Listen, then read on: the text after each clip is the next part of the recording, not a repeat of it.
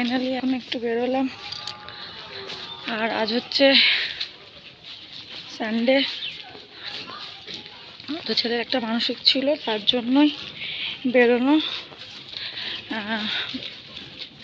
ব্লগটা কন্টিনিউ করব, দেখতে থাকো। আর রোদরে বেশি কথা বলতে পারছি না। আর উঠে পড়লাম দুটোতে মন্দিরে যাওয়ার জন্য। আর আজকের দিনটা ছিল খুবই গরম, খুবই রোদ্দুর ছিল আজকে। আর গরমকালে গরম তো পড়বেই, এটা আবার ভাবার বিষয়। দেখো বাইরে কি পরিমাণে রোদ্দুর, তবুও টোটোয় যেতে যেতে একটু হাওয়া লাগছিল, এটাই। তো চলে আসলাম মোটামুটি মন্দিরে। এখন মন্দিরে সব পুজোর আয়োজন শুরু হয়ে গেছে। আমি প্রথমেই মন্দিরে আজ আসলাম ছেলের মানসিকের পুজোটা দেবো বলে। আজকে অনেকটাই দেরি হয়ে গেছে মানসিকের পুজোটা দিতে। আসলে একটা কথা কি জানো তো, ঠাকুর যতক্ষণ না চায় তুমি ততক্ষণ সেটা কখনোই করতে পারবে না। আর দেখো আমি এখানে ঠাকুরের সামনে একটুখানি ধূপদীপ জ্বালিয়ে দিলাম, বাদবাকি ডালাগুলো দিয়ে দেওয়া হয়েছে, ধূপদীপটা আমি জ্বালিয়ে দিলাম। আর মায়ের মন্দির সুসজ্জিত হয়ে গেছে, কিন্তু এখানে পুজো হতে অনেকটাই দেরি হবে যেটা শুনলাম আমরা। কারণ আমাদের তো এখানে প্রথমবার, আমরা সেরকম কিছুই জানি না, সবটাই অজানা।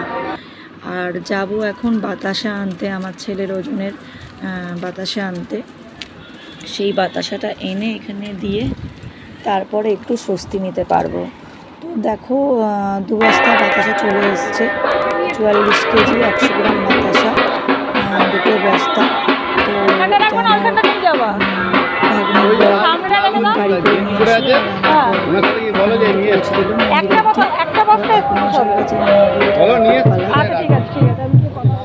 তো এটাই আর কি করবো। মানসিকের বাতাসা চলে এসছে, তো আমি ভেবেছি যাওয়া যাবে না, যাওয়া যাবে না, বাতাসাটা দিয়ে দিই, দেখো কি বলছে। তো দেখো এই 2 বস্তা বাতাসা আমার ছেলের জন্য দেওয়া হলো, তো এটা পুরো দিয়ে দেওয়া হবে।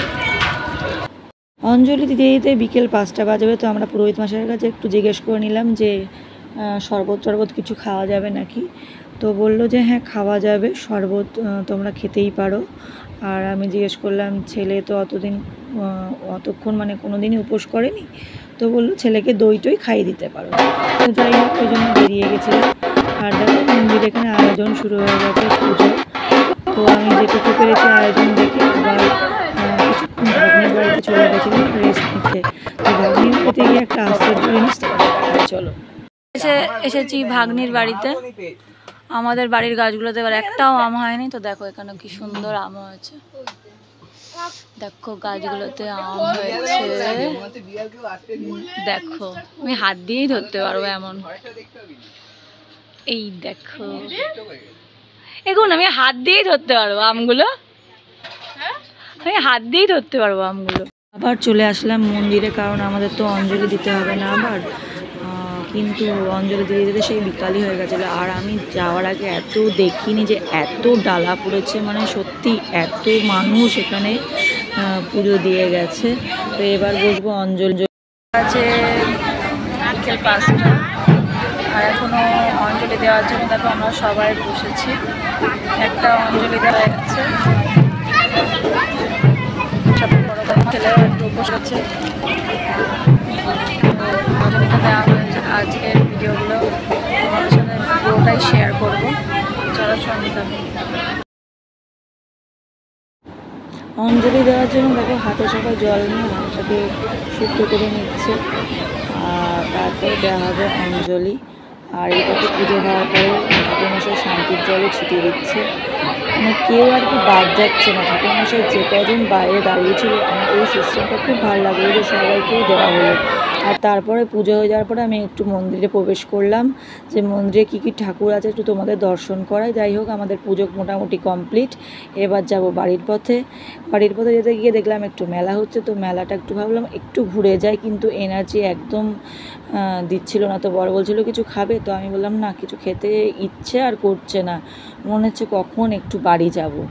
তো মেলাটা একটু ঘুরলাম, কিন্তু কিছু কেনাকাটির মতো একটু এনার্জি ছিলই না। তো ছেলেকে বললাম চল আমরা পরে একদিন আবার আসবো মেলায়, তখন ঘোরা যাবে। এইভাবে ক্লান্ত শরীর নিয়ে মেলায় ঘোরা মানে মোটেই সম্ভব হচ্ছিল না।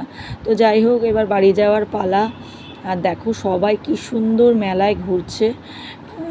বাড়ির সামনে যাদের মেলা তাদের তো ভারী মজা, এরকম যদি আমার বাড়ির সামনে মেলা হতো তো ভীষণ ভীষণ আমারও নিশ্চয়ই মজা হতো। যাই হোক, এবার গন্তব্য মানে এখন গন্তব্য হচ্ছে বাড়ি, তো বাড়ি যাওয়ার পালা। আর এখানে দেখো কি সুন্দর সুন্দর খাবারের জিনিসও বসেছে। মেলা মানেই নানান রকম খাওয়া, নানান রকমের খেলনা, সাজার জিনিস, এগুলোই। তারপর যাই হোক, এখানে দাঁড়িয়ে দাঁড়িয়ে টোটোর জন্য ওয়েট করছি। টোটো আসলেই চলে যাব বাড়ির পথে। আর তো টোটো পেয়ে গেলাম একটা, আর উঠে পড়লাম টোটোতে। মানে এই টোটোতে বসে বসে যে হাওয়াটা পাচ্ছিলাম, মানে সেটা সেই লাগছিল। ফাইনালি টোটো থেকে নামলাম, প্রায় বাজে হয়তো 9টা, জানি না আমি ঠিক। তো খুবই ক্লান্ত। আজকের মতো ব্লগটা এখানেই শেষ করবো। তোমরা খুব ভালো থেকো, সুস্থ থাকো, আর দেখা হবে অন্য কোনো ব্লগের সাথে।